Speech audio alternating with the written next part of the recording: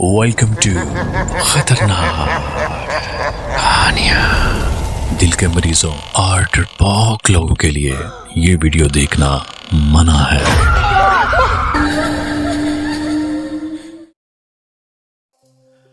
یہ واقعہ سن کر آپ کے بھی رونگٹے کھڑے ہو جائیں گے۔ یہ واقعہ آپ کی سماعتوں کی نظر کرنے سے پہلے آپ سے گزارش ہے کہ ہمارے چینل جیزی اردو ٹیلز کو سبسکرائب ضرور کر لیں اور ویڈیو کو لائک بھی کر دیں۔ یہ واقعہ نوید کے ساتھ پیش آیا 1 دسمبر 2021 کی اس خوفناک رات کے 11:30 بجے میں اپنے بچپن کے دوست طاہر کی شادی میں شرکت کے لیے حیدرآباد کے لیے روانہ ہوا تھا۔ تقریباً 3 گھنٹے کا راستہ تھا۔ جب میں گھر سے روانہ ہوا تھا تو ہلکی ہلکی بوندا باندی شروع ہو چکی تھی۔ میں FM ریڈیو سنتا ہوا گاڑی کو اپنی ہی مستی میں ہواؤں میں اڑاتا ہوا ڈرائیو کرتا جا رہا تھا۔ کراچی میں تو راتیں جاگتی ہیں، لہٰذا کافی دیر تک مجھے تنہائی کا احساس نہیں ہوا۔ راستے روشن تھے اور لوگ بھی گھومتے پھرتے نظر آ رہے تھے۔ آدھے گھنٹے بعد بوندا باندی نے موسلادھار بارش کی شکل اختیار کر لی۔ اب تک میں شہر سے کافی دور آ چکا تھا۔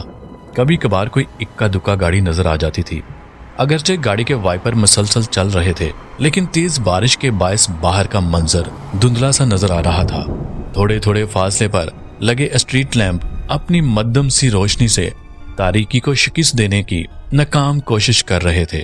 سڑک پر دونوں طرف گنے درختوں نے رہی سہی روشنی کو بھی نگل لیا تھا۔ اگرچہ میں فطرتاً کافی دلیر اور نڈر تھا، لیکن تنہائی اور تاریکی کی ہیبت مجھ پر طاری ہوتی جا رہی تھی اور میں سفر کے اختتام کے لیے دعا کر رہا تھا۔ لمحہ بھر کو بجلی چمکتی تو پورا منظر واضح ہو جاتا تھا۔ بڑے بڑے درخت تیز ہوا سے ہلتے ہوئے مختلف شکلیں اختیار کر رہے تھے۔ کبھی کبھی تو یوں لگتا تھا جیسے خون آشام چڑیلیں مجھے اشارے سے اپنی طرف بلا رہی ہوں۔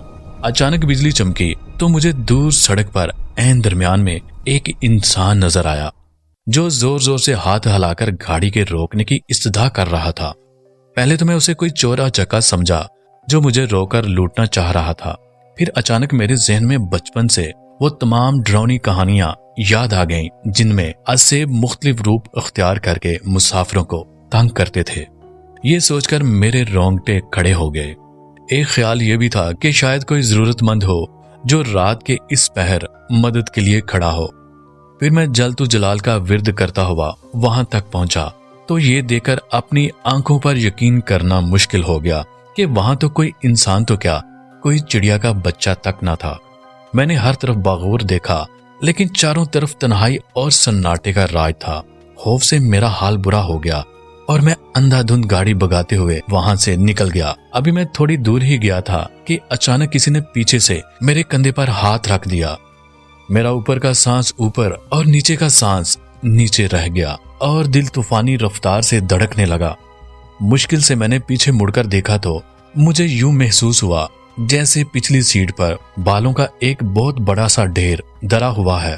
نہ جانے وہ اللہ کی کون سی مخلوق تھی جو سائز میں انسان سے بھی بڑی تھی، لیکن مکمل طور پر بالوں سے ڈھکی ہوئی تھی۔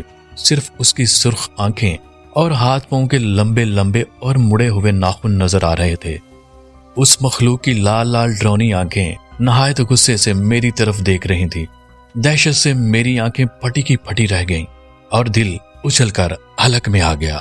سانس سینے میں اٹکنے لگا اور ہاتھ پاؤں سنسنانے لگے۔ اس وجہ سے میرا حرکت کرنا محال ہو گیا تھا۔ بڑی مشکل سے میں نے اپنے حواس پر قابو کیا اور زیر لب قرآنی آیات کا ورد کرتے ہوئے گاڑی کو طوفانی رفتار سے بگا دیا۔ تھوڑی دیر بعد مجھے محسوس ہوا کہ پچھلی سیٹ خالی ہو گئی ہے۔ میں نے شیشے سے پچھلی سیٹ پر دیکھا تو وہ اسیب وہاں سے جا چکا تھا۔ ابھی میں پوری طرح سکون کا سانس نہ لے پایا تھا کہ مجھے ایسے لگا جیسے گاڑی دھیرے دھیرے نہایت وزنی ہوتی جا رہی ہے اور گاڑی کو چلانا ناممکن ہوتا جا رہا تھا۔ جس گاڑی کو میں جہاز کی طرح ڈرائیو کر رہا تھا اب گدھا گاڑی کی طرح گھسیٹنے سے بھی انکاری تھی۔ ابھی میں اسی شش و پنج میں مبتلا تھا کہ پیچھے سے ایک خوفناک کہکا سنائی دیا۔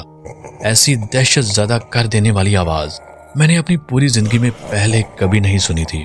میں نے مڑ کر دیکھا تو وہی غیر انسانی مخلوق دوبارہ سیٹ پر بیٹھی کہکے لگاتی نظر آئی۔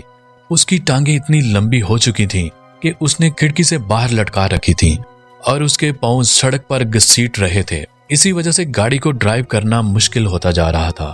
یہ دیکھ کر میری ریڑھ کی ہڈی میں خوف کی لہر دوڑ گئی۔ میں نے با آواز بلند قرآنی آیات اور آیت الکرسی پڑھنا شروع کر دی۔ تھوڑی دیر بعد گاڑی پھر ہلکی ہو کر تیزی سے رواں دواں ہو گئی۔ اس کے بعد گاہے بگاہے یہ تماشا چلتا رہا۔ کبھی وہ بلا پیچھے اور کبھی آگے میرے ساتھ والی سیٹ پر نظر آتی، کبھی کہہ کے لگانا شروع کر دیتی اور کبھی نہایت غصے سے مجھے گھورتی رہتی۔ میں نے دعاؤں کا ورد جاری رکھا اور تیزی سے گاڑی بگاتا رہا۔ گھنٹہ بھر میں شہر کے آثار نظر آنے لگے تو وہ مخلوق یکا یک غائب ہو گئی۔ میں نے اللہ کا شکر ادا کیا کہ میں خیریت سے بغیر کسی نقصان کے اس بلا سے نجات حاصل کر چکا تھا۔ میں لگاتار گاڑی کو تیز ڈرائیو کرتا رہا۔